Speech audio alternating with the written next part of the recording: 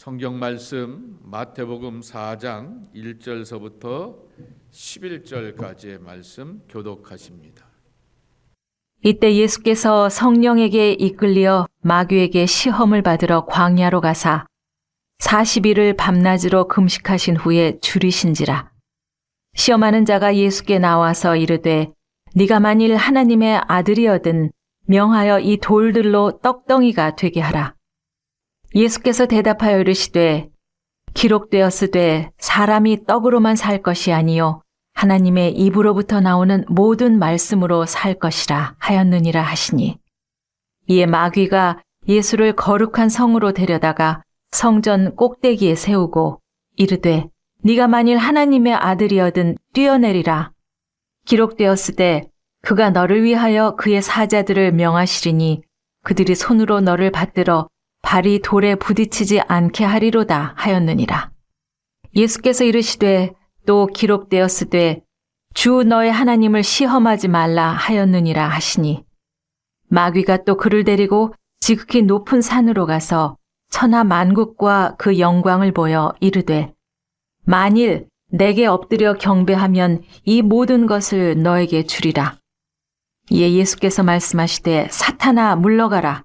기록되었으되 주 너의 하나님께 경배하고 다만 그를 섬기라 하였느니라. 이에 마귀는 예수를 떠나고 천사들이 나와서 수종드니라. 팀 켈러의 예수와 만난 사람들, 인생의 질문들이라고 하는 그 책의 큰 챕터 2가 오늘서부터 시작하게 되는데요. 여태껏 우리가 요한복음 1장서부터 5장까지 있는 예수를 만난 사람들의 이야기 대신에 이제는 영원한 그러한 삶의 소망을 가지고 살려고 하면 어떻게 해야 될까라고 하는 얘기입니다. 그러면서 현실의 삶에 하나님도 존재하지만 사탄도 존재한다. 아직도 사탄막이라고 하는 옛날 구식의 그러한 설교와 그러한 이분법적인 신앙 도식을 가지고서 우리의 신앙을 설명하려고 하느냐? 보다 좀 학문적이고 보다 더 합리적이고 논리적이고 그리고 여러 가지 문학적이고 문화적인 정서를 통하여서 우리의 마음에 터치가 되고 감동이 되는 그러한 설득력 있는 그러한 메시지는 없느냐라고 하는 그러한 현대인의 요구 앞에 아니다. 하나님이 존재하듯이 사탄도 존재하며 그리고 그 사탄이 존재하는 그러한 모습들과 일하는 모습 가운데서 때로는 내가 그런 통로가 될 수가 있다라는 얘기입니다. 돌아오는 주일 얘기가 큰아들 얘기 아니겠습니까? 둘째 아들 이야기가 아니라 큰아들 이야기를 통하여서 내가 그런 통로가 될 수가 있구나라고 하는 것을 깨닫고 자각하는 것이 필요하다라고 하는 것입니다. 그러기에 우리는 오늘 말씀의 제목처럼 우리의 구세주가 되시는 예수 그리스도를 만나야 한다라고 하는 것입니다. 자, 서론으로 들어가게 되었습니다. 이 팀 켈러는 우리에게 주어지게 되었던 성경에 복음서에 나오게 되었던 위대한 사건, 세상을 바꾼 두 사건을 십자가의 죽음과 부활로 우리는 늘 알고 있지 않습니까? 그것이 바로 나의 죄의 문제를 해결하게 되었고 나에게 영원한 소망과 승리를 주셨다라고 하는 것으로 늘 고백하게 되었던, 거기에다가 초점을 두지 않게 되고 예수님의 세례받는 장면과 그 다음에 이어지게 되었던 광야에서의 시험의 장면을 세상을 바꾼 두 장면이라고 이렇게 소개하게 되면서, 예수님은 이렇게 가난한 사람들을 많이 이렇게 위로해 주시고 약한 사람들을 돌봐주시고 사람들로부터 소외되고 그리고 정말 아무도 찾아오지 않는 사람들에게 찾아가서 말벗대어 주시면서 대화하시면서 위로하시는 인격적인 분, 거기다가 가끔 가다가 기적과 능력도 행하시는 그럴싸한 인생의 모델로 우리 가운데 오신 것이 아니라 나의 죄와 악의 문제를 해결하기 위한, 세상의 죄와 악의 문제를 해결하기 위한 구세주로 우리 가운데 오셨다라고 하는 것입니다. 예수님의 세례와 예수님의 광야 시험을 다시 한번 살펴보자라고 하는 것입니다. 먼저 광야에서 시험당하시게 되었던 예수님의 생애에 관한 기록 가운데서 물론 오병이어의 기적도 사고복음서에 다 기록되어져 있고요. 종종 이렇게 보게 되면은 사복음서에 다 기록되어 것이 있게 되지만은 생애의 몸짓 가운데서 활동 가운데서 사복음서에 다 기록되게 되었던 사건은 십자가의 죽음과 세례 이야기라고 하는 것입니다.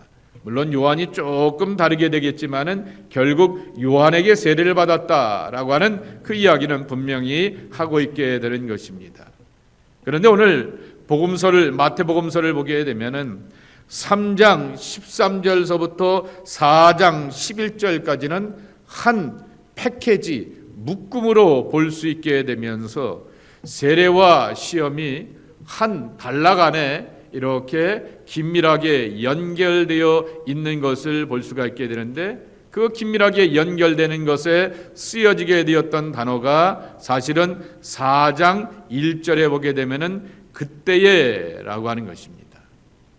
근데 그때가 어떤 때냐 말하게 되면 3장 16절과 17절 말씀에 보게 되면은 예수님께서 세례를 받으시고 물에서 올라오실 때에 하늘문이 열리고 하나님의 성령이 비둘기같이 내려 그 위에 임하심을 보이더니 그랬습니다. 그 다음에 게다가 하늘로부터 소리가 있어 말씀하시되 이는 내 사랑한 아들이요 내 기뻐하는 자라 하시니라 라고 하는 것입니다. 바로 그때라고 하는 거죠. 성령이 임하시게 되었고 비둘기같이 임하시게 되었고 하늘에 신령한 음성이 울려 들려오게 되면서 여기가 이가 바로 나의 사랑하는 아들이다 라고 하는 그러한 기쁨의 말씀과 그리고 권위의 말씀을 들으면서 온 사람들이 주변에서 하나님의 메시아가 우리 가운데 분명히 오셨고 오실 리가 당신이십니까? 제가 세례를 받을 것이 아니라 당신 앞에서 줄 것이 아니라 당신 앞에 가서 세례를 받아야 될 텐데요 라고 말하게 되었던 세례 요한의 그 겸손함이 그냥 겸손함이 아니라 진짜구나 라고 하는 것을 확인하게 되었던 그때라고 하는 그 내용입니다. 그 다음에 바로 자연스럽게 예수님이 마귀에게 이끌리셔서 시험을 받으러 광야로 가셨다라고 4장 1절에 소개하여 주게 되는 것입니다. 예수님의 영광과 예수님의 놀라운 성공 뒤에 시련과 유혹이 찾아오는 모습을 보여주게 되는 것입니다. 그러니 우리의 인생을 향하여서 이렇게 우리는 꼬리표를 붙이게 되고 삶을 정리하게 되지만은 그러지 말라라고 하는 것입니다. 그래서 두 번째 제목이 꼬일 대로 꼬인 인생을 사는 우리의 삶이다라고 말하게 됩니다. 이렇게 꼬이고 저렇게 꼬이고 이렇게 엉키고 저렇게 엉켰다라고 말하게 되는데 예수의 삶은 더 이렇게 철저하고 단호하고 분명하였다라고 하는 것입니다. 그렇게 꼬인 그러한 삶을 살아오시게 되었다라고 하는 것입니다. 성부 하나님과 성령 하나님께서 예수 위에 임하셔서 인도하여 주시고 거룩한 영광으로 함께하여 주셨음에도 불구하고 예수님은 마귀의 손에 이끌려서 광야에서 시험을 받았다라고 하는 것입니다. 3장에 말씀을 드리게 되었던 예수님의 모습은 마태복음 3장에 나오게 되는 예수님의 모습은 가장 선하고 완전하시다가 그리고 하나님의 전폭적인 지지와 사랑과 영광 가운데서 나타나시게 되었고 세상에 유일하게 오시게 되었던 하나님의 메시아가 여기 있구나 우리 가운데 있구나 라고 하는 것을 이렇게 분명하게 보여주게 되는데 그러한 예수님도 광야에서 시험을 받게 되는 지독하게 꼬인 삶을 살아가게 되었다라고 하는 것입니다. 그런 삶이 꼬인 사람들을 향하여서 이렇게 말하면 안 된다라고 하는 것입니다. 욥의 친구들처럼 네 안에 뭐가 something wrong, 뭐가 좀 문제가 있는 거 아니야? 우리는 잘 모르지만은 너하고 하나님 사이에 조금 큰 문제가 있고 하자가 있어서 그러한 연단과 고난과 그러한 시험이 오는 것 아니야? 라고 함부로 말하지 말라라고 하는 것입니다. 바로 예수님조차도 당하시게 되었던 고난이라고 말하게 된다고 하면 나에게도 그러한 고난과 연단이 찾아오게 되는 것은 또한 하나님의 어떠한 계획과 목적과 부르심으로 가는 신앙의 여정이구나라고 이렇게 고백하며 나가야 한다라고 하는 것입니다. 그래서 예수님의 영광 뒤에 당하시게 되었던 광야의 시험이라고 하는 것은 이 세상에 존재하는 악의 위력과 복잡함과 도저히 종종 우리의 힘으로 치료하거나 해결할 수 없는 난치성을 보여주게 된다라고 하는 것입니다. 악은 쉽지 않다라고 하는 것입니다. 악은 그렇게 감당할 수 없는 그러한 모습이라고 하는 것입니다. 악이 엄청난 위력을 갖고 있다라고 하는 사실을 기억하게 되고 그것을 이해하고 해독하고 그렇게 풀어가는 데 있어 굉장히 복잡하고 쉽지 않은 그러한 모습을 보게 되는 것입니다. 현대문화는 악에 대응할 모습에 대한 거리가 이렇게 생기게 되었지만은 성경은 그 거리감을 메꿔준다라고 하는 것입니다. 살아가면서 우리가 보여지게 되었던 악이라고 하는 것이 어떠한 세력에 있어서 어떠한 이데올로기나 어떠한 종교의 문제에 있어서 이게 잘못된 거야, 이것은 틀렸어 라고 이렇게 말하게 되지만은 틀렸다라고 말하게 되었던 그러한 이쪽 이데올로기조차도 문제가 있게 되고 그러한 신앙 공동체 안에도 문제가 있게 되는 것을 우리는 늘 지켜보게 되는 것입니다. 그리고 성경이 이 거리감을 메꿔준다 말하게 되는데 어떤 이데올로기도 이거는 옳은 이데올로기고 이거는 틀린 이데올로기고 이건 옳은 종교이고 이거는 나쁜 종교이고 라고 하는 그러한 것도 아니다라고 하는 것입니다.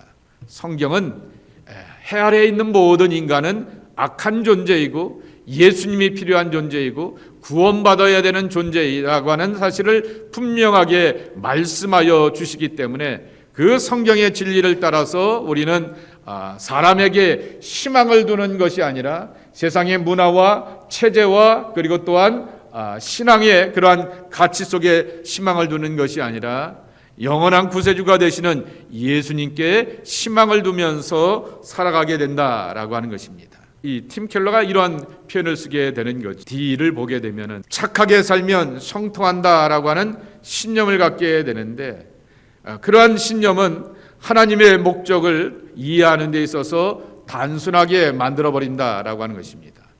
착한 사람들에게도 고난이 온다고요. 욥은 내가 보장하지라고 하면서 하나님이 보장한 존재인데 그러한 욥에게도 정말 엄청난 고난과 부끄러움과 말 못할 괴로움들이 찾아오게 되었다라고 하는 것. 하나님은 종종 우리를 향하여서 하나님의 선한 목적을 아주 팀 켈러의 표현이 특출난데요. 광야 저편에 숨겨두신다 그랬습니다. 그래서 어떨 때는 내 당대에 가서 못 볼 때도 있게 되고요. 그 후대에 가서 만날 경우들도 우리는 종종 경험하기도 하게 되는 것입니다. 그래서 이렇게 하셨구나라고 하는 것을 그렇게 만나고 경험하는 그러한 일들을 이뤄가기도 한다라고 하는 말씀인 것입니다. 그래서 우리는 포기하지 않고 고난을 견디게 되었던 욥과 같이 지금도 수많은 사람들이 우리의 삶 가운데서 귀감이 된다라고 하는 사실을 기억하게 되며 예수님도 이 시험을 통과하여 마침내 역사를 바꾸어 놓고 세상을 구원하셨다라고 하는 사실을 잊지 말아야 할 것입니다. 예를 한번 들어볼까요? 조선의 회상이라고 하는 선교사, 이 캐나다 출신 여기 킹스턴과 뉴욕에 있게 되었던 그러한 형제와 자매가 만나서 조국에 이렇게 선교사로 가게 되었던 조선의 회사, 제임스 홀, 로제타 홀, 그 부부의 이야기를 이렇게 보게 되면은 평양에 가자마자 의사인데도 불구하고 남편이 얼마 있지 않아서 죽어가게 됩니다.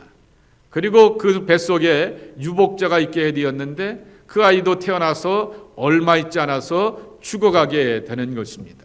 그래서 저는 이 책을 계속 읽으면서 어떠한 뚜렷한 모티브, 계기가 있어서 포기하지 않고 그냥 그 사역의 자리를 지키겠구나라고 이렇게 생각해 보게 되고, 집으로 돌아갔다가 좌절하였다가, 우리는 그렇잖아요. 그런 엄청난 일을 만나게 되면은 좌절하게 되었다가 회복된 다음에 뭐 할 텐데요. 그냥 그렇게 자리를 지켜나가게 되는 그 모습을 또 보게 되는 거죠. 그리고 하나밖에 남지 않게 되었던 그 아들이 다시금 미국으로 돌아오게 되어서 의학을 공부하고 와서 또 공부해 와서 의사가 돼갖고 또 조선 땅에 들어오게 되었고, 조선 땅에서 이렇게 사역을 하게 되었다가 일본 사람이 하여서 쫓겨나가게 됩니다. 그래서 일본도 갔다가 인도 선교사도 갔다가, 그리고 나중에 말년에 가서 이렇게 한국에 잠시 왔다가 그 죽음은 밴쿠버에서 맞이하게 되었던 그 이야기를 이렇게 보게 되는 것입니다.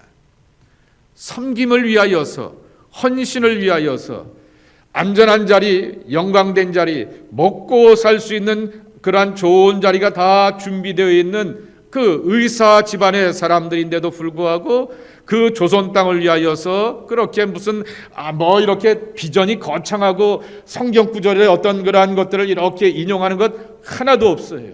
그냥 그 자리 지켰다라고, 이렇게 묵묵히 그 자리를 지켰다라고 하는 그 이야기만 이 두꺼운 책에서 보게 되면서 맨 처음에는 저도 읽으면서 의문이 되는 그러한 것이었습니다. 아니, 사람이면 좌절할 텐데, 그리고 어떻게 회복되었는지 멋지고 은혜스러운 드라마틱한 그러한 스토리가 있을 줄 알게 되었는데, 그런 거 없이 그렇게 자리들을 지켜가게 되면서 섬겨가시게 되었던 그 선교사들의 이야기를 지켜보게 되는 것이죠. 바로 친구들도, 욥의 친구들도 너 회개하고 정신 차리고 하나님 앞에 돌아오게 되면 하나님이 깨끗하게 고쳐주시고 회복시켜주시고 온전케 하여 주셔서, 너 옛날에 부자였고 너 옛날에 다복하였잖아, 그거 할 거야 라고 하면서 그렇게 온갖 좋은 신학적인 겉면들을 해놓게 되었지만은, 그러나 욥은 묵묵히 자기의 믿음의 자리를 지켜나가게 되었던 그 모습을 우리가 보게 되는 것입니다. 예수님이 이것에 대하여서 우리에게 좋은 모델이 되어 주셨다라고 하는 것입니다. 그리고 잊지 말아야 될 것은 한번 읽어보실까요? 마찬가지로 이렇게 우리 함께 읽겠습니다. 마찬가지로 하나님의 영이 우리를 광야로 인도하신다면 이는 분명 우리의 유익을 위해서다. 아멘. 우리는 푸른 초장 실만한 땅, 넥스트 스텝은 어떻게 되나요? 넥스트 스탑은 어떻게 되나요? 푸른 초장 실만한 물가야 라고 이렇게 기대하고 있게 되는데, 종종 더 거칠고 막막한 광야를 경험하게 되지만은, 그러나 우리를 이끌어 가시고 사랑하시는 분, 우리와 함께 걸어가시는 그분은 우리의 임마누엘로 함께하여 주신다라고 하는 것입니다. 자, 그러면 크게 세 번째 질문으로, 이 세상의 악에 대항하기 위하여서 예수님이 광야에서 시험을 당하게 되었는데 세 가지 전투적인 질문을 한번 던져보자라고 하는 것입니다. 첫째, 내 앞에, 저와 여러분들 앞에 적이 있다라고 하는 얘기입니다. 그냥 은혜 받아서 오늘은 찬송이 좋았어, 오늘은 말씀이 좋았어, 오늘은 기도가 좋았어, 오늘은 교회에서 어떤 그 퍼포먼스가 있게 되었는데 이게 좋았어 라고 하는 것으로 이렇게 끝나고, 세상살이 힘들고 고단했어 라고 하는 그러한 삶의 이야기로서 단순화하지 말라라고 하는 것입니다. 그래서 이렇게 팀 켈러가 정의하게 됩니다. 1번입니다. 보통 고통을 초래한 다른 사람들을 탓하기도 합니다. 이런 것에서 누구 때문에 좋았고 이것은 누구 때문에 힘들었어 라고 하면서 좋고 나쁨에 대하여서 사람 탓을 말하기도 하게 되지만은, 잊지 말아야 될 것은 사탄은 실존이라고 하는 것입니다. 실제로 존재하는 어둠의 영이요 어둠의 세력이라고 하는 것입니다. 그래서 그 다음 얘기입니다. 한번 읽어보겠습니다. 사탄막이라고 하는 개념을 오래된 순진한 개념으로도 이해할 수도 있게 되겠지만은, 마귀의 존재 없이 세상을 설명하려고 하면 영적, 지적으로 고지식한 사람이 된다. 고지식한 사람이 된다라고 말하게 되는데, 이 글을 읽으면서 저는 이렇게 표현하고 싶습니다. 답이 없는 사람이 되는 거죠. 아니, 답을 찾아서 이거는 걸러내고 이것은 내가 품어야 되고 라고 하는 그것이 내게 있어야 될 텐데, 걸러낼 걸 걸러내지 못하게 되니 사단의 공격과 좌절과 낭망하는 것에 대하여서 그저 그렇게 스스로 넘어지는 그러한 삶의 모습들을 우리가 지켜보게 된다라고 하는 것입니다. 그러면은 적이라고 하는 이 전투적인 개념을 사용하게 되었는데, 사탄을 향하여 적이라고 말하게 되었는데, 싸우는 전투, 프론트 라인은 어딘가라고 하는 것입니다. 전투하는 전선은 어딘가라고 하는 것입니다. 사단 마귀가 공격하는 주요 공격 지점은 어디 있느냐라고 하는 것입니다. 여기 3절에 이런 말씀이 있지 않습니까? 시험하는 자가 이르되 내가 만일 하나님의 아들이거든 그랬습니다. 바로 그 앞에 하늘의 거룩한 음성이 들려오고 위엄에 찬 그러한 확신의 소리가 들려오게 됩니다. 이는 내 사랑하는 아들이요 내 기뻐하는 자다라고 이렇게 말하게 되는 것입니다. 그런 나를 향하여서 그렇게 예수님을 향하여 말하기를 네가 하나님의 아들이라고 하게 되면은 이 높은 곳에 올라가서 한번 뛰어내려봐. 네가 하나님의 아들이라고 하면은 저 광야의 백성들이 굶주리고 너도 40일 동안 먹지 않아서 배고프고 굶주렸는데 이 돌을 가지고 떡을 한번 만들어 봐 라고 하면서 그렇게 우리의 존재를 가지고서 시험한다라고 하는 것입니다. 내 삶에도 그러한 시험이 있게 되는 거죠. 아무개 교회 목사라며, 아무개 교회 뭐래매 라고 하게 되면서 나의 신앙의 위치와 자리와 그 책임감을 가지고서 나를 향하여서 건들게 되는 그러한 모습들을 우리가 지켜보게 되는 것입니다. 내가 만일 하나님의 아들이거든, 하나님은 우리를 사랑하는 아들이라고 말하게 되었지만은 사단은 그분을 가지고서 우리를 치고 들어와서 내가 갖고 있게 되었던 나의 정체성을 잃어버리게 되면서 이렇게도 살고 저렇게도 살고 에라 모르겠다 될 대로 되라 라고 하게 되면서 나의 삶의 신앙의 고유한 정체성을 잃어버리게 한다라고 하는 것입니다. 그래서 성경에서 시편의 기자들, 칼빈이 시편의 말씀을 뭐라고 말씀하게 되었습니까? 영혼의 해부도라 이렇게 말하게 되었는데, 확신의 말씀도 있게 되지만은 고난당하는 종에 대한 말씀도 있는 것을 우리가 한번 찾아볼 수가 있다라고 하는 것입니다. 먼저 예수님에 대한 확신의 말씀입니다. 10편 2편 6절의 말씀입니다. 내가 나의 왕을 내 거룩한 산 시온에 세웠다 하시리로다 그랬습니다. 하나님의 거룩한 산에 세워서 그렇게 수많은 사람들이 찾아와 경배하게 하는 존귀한 자로 세웠다라고 하는 것입니다. 이사야서 53장은 유명한 고난당하는 메시아에 대한 그러한 것 아니겠습니까? 흠모할 만한 모습이 아무것도 없고입니다. 연한 순과 같아서 그렇게 볼품없는 예수님의 모습을 향하여서 소개하게 되는 거죠. 이사야서 53장의 5절 3절에 나오는 이 말씀을 보게 되면 예수님의 초상화가 잘못돼도 한참 잘못됐다 말하게 됩니다. 정말 못생긴 예수님, 흠모할 만한 모습도 없는 예수님, 그리고 또한 그저 사람들 속에서 그저 그냥 똑같은 사람처럼 보이게 되었던 연약한 존재로서의 예수님의 모습을 지켜볼 수밖에 없는 것입니다. 예수님은 말과 모범으로 우리에게 어떻게 살아야 될지를 보여주실 뿐만 아니라 또한 악에 대해서도 일망타진하는 모습도 이렇게 확인하여 주시게 되면서 또한 권위와 힘을 보여주기도 하게 되었지만은 가장 중요한 예수님의 매력은 십자가라고 하는 것입니다.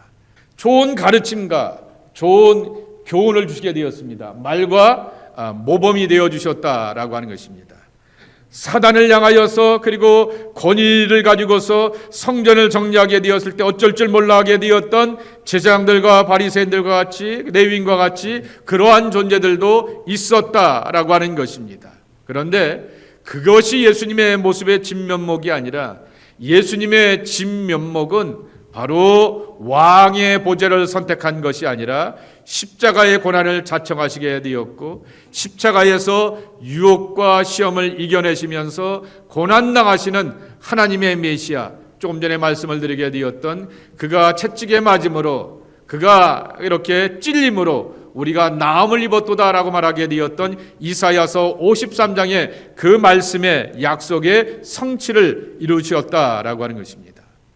왜 그렇게 하셨는가라고 하는 것입니다. 그래야 우리가 하나님의 사랑을 선물로 받을 수 있기 때문이다. 이번 주 설교는 큰아들은 공로사상에 쩔어 있는 아들이고요, 작은 아들은 빚쟁이에 이렇게 쩔어 있게 되어서 채무의식이 가득한 사람이었습니다.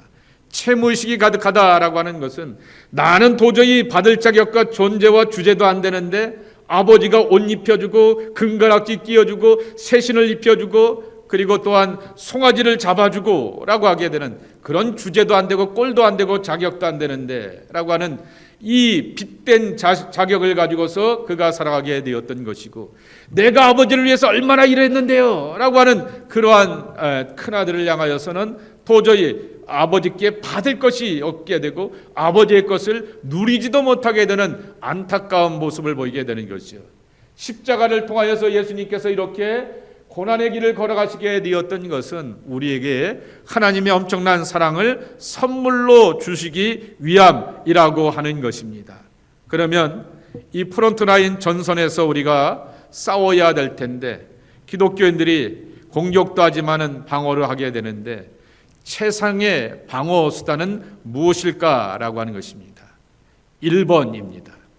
예수님은 이 사단을 대상으로 너 조금 신령한 존재인 것 같아 보이게 되고 신비한 것을 갖다 보이게 되고 또한 악한 것들을 향하여서 사람들을 향하여서 유혹하게 되는데, 기적을 행하는 건 내가 너보다 나아, 능력을 행하는 건 내가 너보다 나아 라고 하면서 초월적이고 신비한 것을 가지고서 사단을 물리치신 것도 아니고, 이렇게 사람들로부터 스팟라인을 이렇게 주목받게 되는 영광을 이렇게 나타나신 것도 아니다라고 하는 것입니다.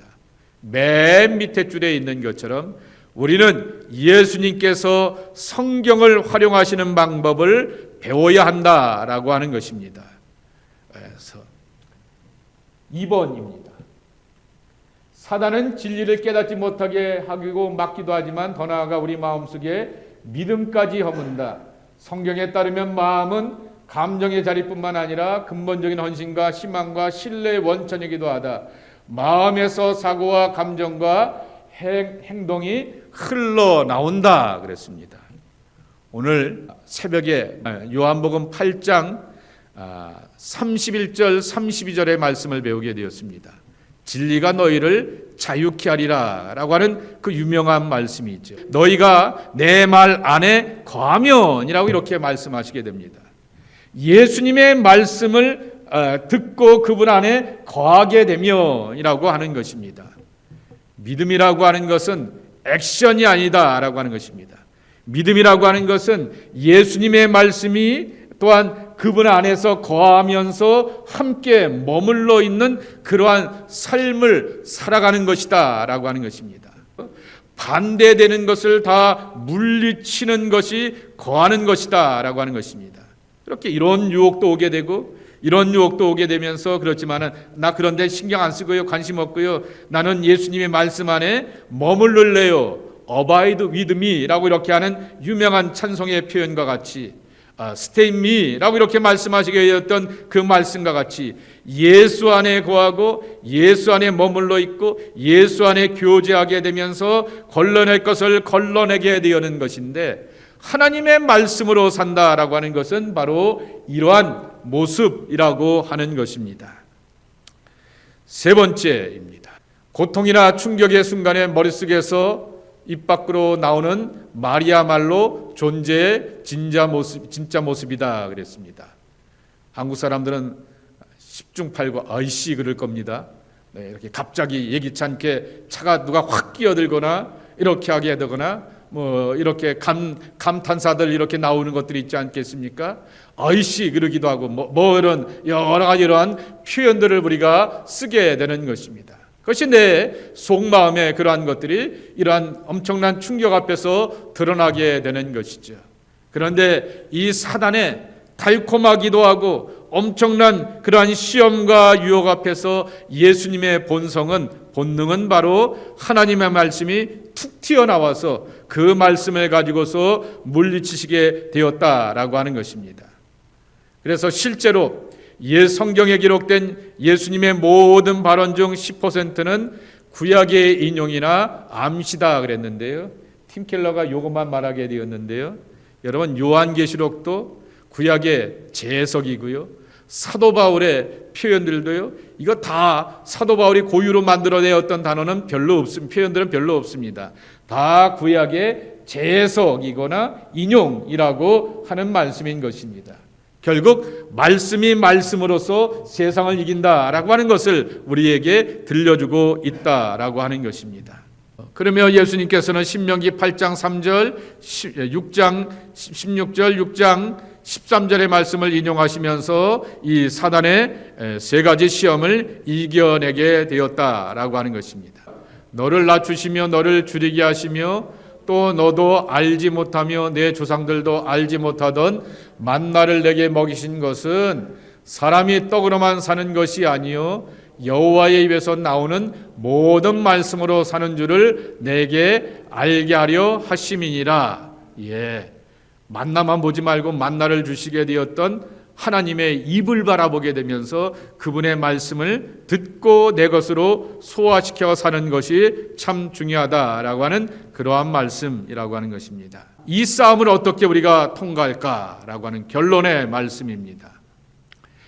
예수님도 머릿속에 마음속에 해박한 성경의 지식 없이는 세상의 악한 세력과 감히 맞서지 않으셨다라고 하는 것입니다. 많은 노력과 수고가 필요하기도 하는 일인데 성경을 충분히 알려고 하면은 꾸준히 예배의 자리에 있어야 됩니다. 성경을 읽어가기도 해야 됩니다. 묵상의 말씀을 읽기도 하고 암송하기도 하고 찬송이나 또한 좋은 이렇게 성경 교사들의 강의도 듣기도 하면서 그것을 나의 것으로 소화시켜가는 것이 중요하다라고 하는 것입니다. 골로새서 3장 16절 우리 함께 읽겠습니다. 시작. 그리스도의 말씀이 너희 속에 풍성히 거하여 모든 지혜로 피차 가르치며 권면하고 시와 찬송과 신령한 노래를 부르며 감사한 마음으로 하나님을 찬양하고. 아멘. 나이라고 하는 사람이 기독교를 이렇게 정의합니다. 한번 이분의 정의를 한번 읽어보겠습니다. 시작.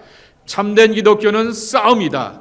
세상에는 참된 기독교 신앙이 아닌 많은 것들이 종교라고 하는 이름으로 통용되고 있다. 검열도 통과하고 무너진 양심을 달래주기도 하지만 진품은 아니다. 입니다.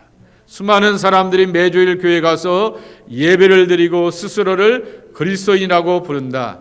하지만 그들의 신앙 안에는 어떠한 싸움도 없다. 그들은 영적인 분투, 노력, 갈등, 자기 부인, 깨어있음, 긴장 같은 것을 전혀 알지 못한다.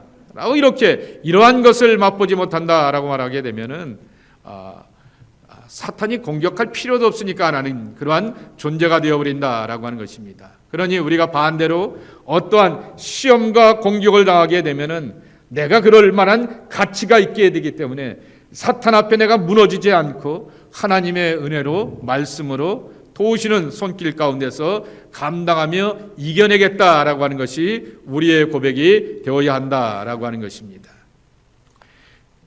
이러한 비유 가운데서 예수님의 모습을 하나 더 보게 되는데 예수님을 히브리서 4장 14절에 보게 되면은 위대한 제사장이 되어 주신다라고 말하게 되었습니다.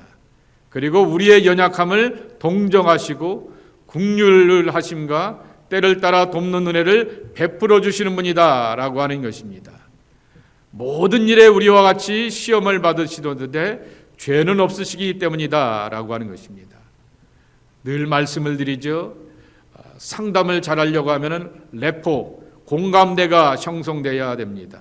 그런데 그 상담의 첫걸음은 레포, 공감대의 형성인데, 예수님은 인생의 고난과 시험과 그리고 멸치를 경험하여 주셨기 때문에 사람의 시험과 고난에 대하여서 충분히 이해하실 수 있는 분이라고 하는 것입니다. 그분이 인간으로서 모든 것을 겪어보셨기에 곁에서 우리를 도와 안팎의 악의 현실에 직면하여 싸울 수 있도록 우리를 도우시는 것을 기억하며, 그분의 도움의 손길 가운데서 이기고 승리할 수 있는 것을 기억하며, 그리고 잘 감당하시게 되었던 주님을 따라서 이겨내는 하나님의 사람들이 우리 모두가 되어야 하겠습니다. 그런 승리를 맛보는 여러분 모두가 되기를 주님의 이름으로 간절히 축복합니다. 우리 함께 기도하는 시간을 가졌으면 좋겠습니다.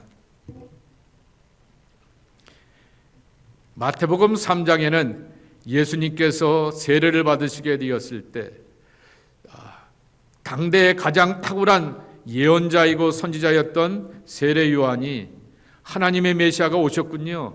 제가 세례를 베푸는 것이 아니라 제가 당신께 세례를 받아야 되는데 아이고 과분합니다 라고 하면서 그렇게 세례를 주게 됩니다. 사람으로부터 인정을 받게 되죠. 그 다음에는 비둘기 같은 성령이 함께하여 주시고 나타나시며 하나님의 평강이 그 세례받는 그 자리를 지켜주시게 되었다 말하게 됩니다. 성령의 임재를 경험하게 되었다 그랬습니다.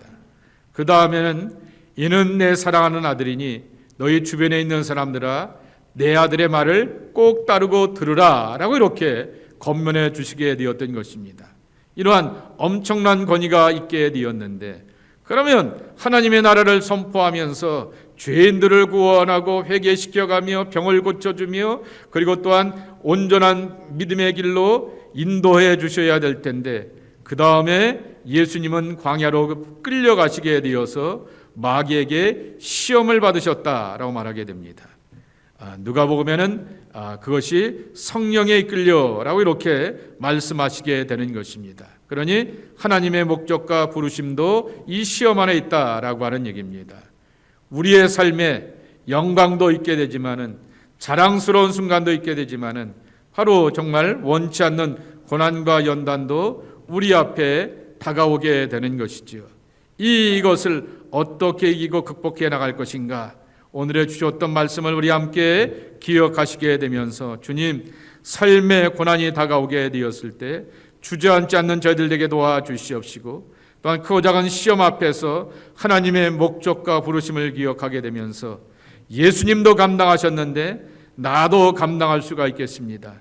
묵묵히 짊어지고 지고 가며 이겨내는 하나님의 사람들이 우리가 되게 하여 주옵소서. 우리 함께 내 삶의 그러한 크고 작은 기도의 제목들을 함께 놓고 하나님 앞에 나와 기도하는 시간을 다시 하나 오늘의 말씀을 따라서 기도할 것은, 하나님, 내가 말씀의 사람이 되겠습니다.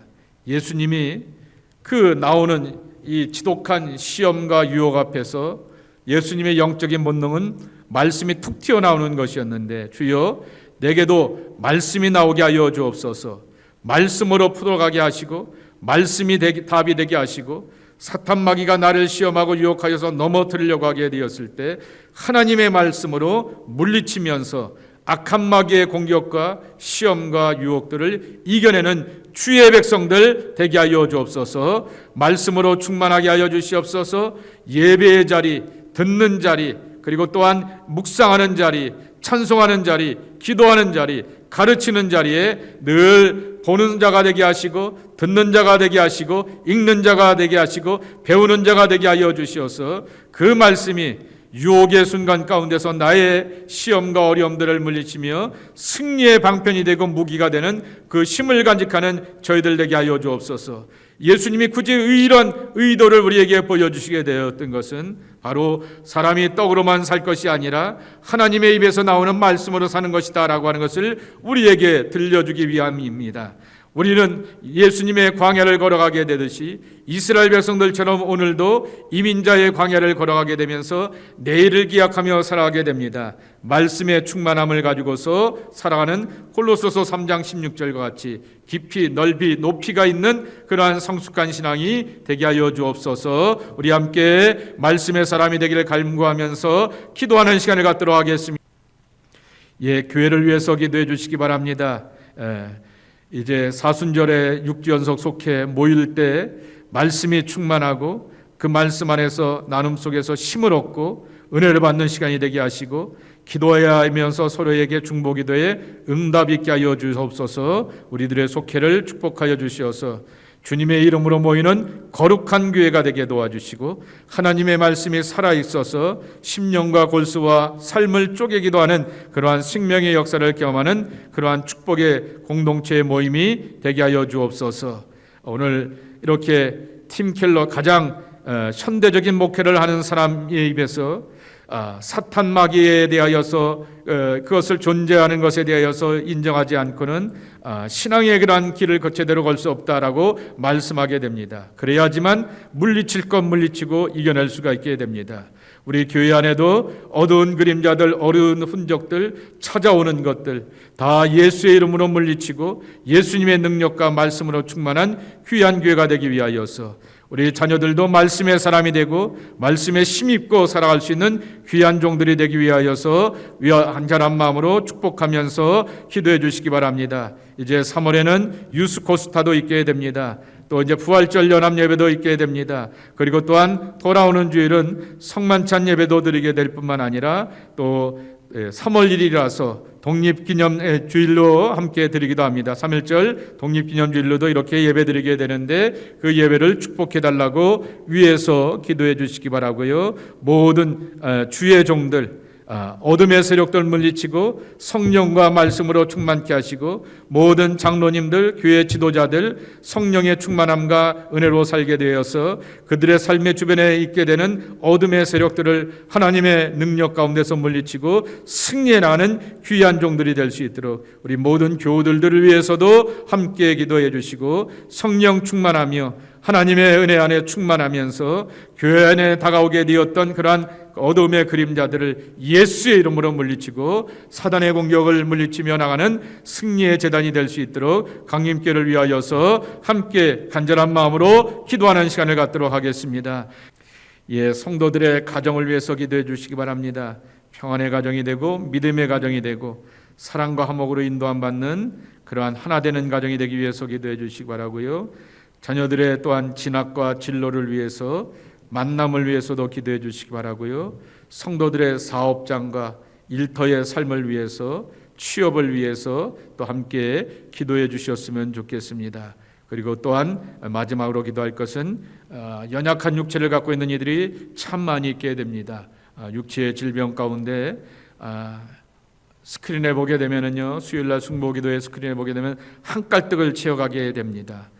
항암 치료를 받고 있는 두 분이 있고요. 또 경화자매도 일종의 항암 경화 집사님도 항암 치료를 받아야 된다고 하게 되는데요. 회복을 위하여서 또한 강건함을 위해서 함께 기도해 주시고 두려운 마음 없고 담대하게 이겨낼 수 있는 주의 사람들이 되기 위해서 함께 기도하시고 자유롭게 기도하신 다음에 돌아가시도록 하겠습니다.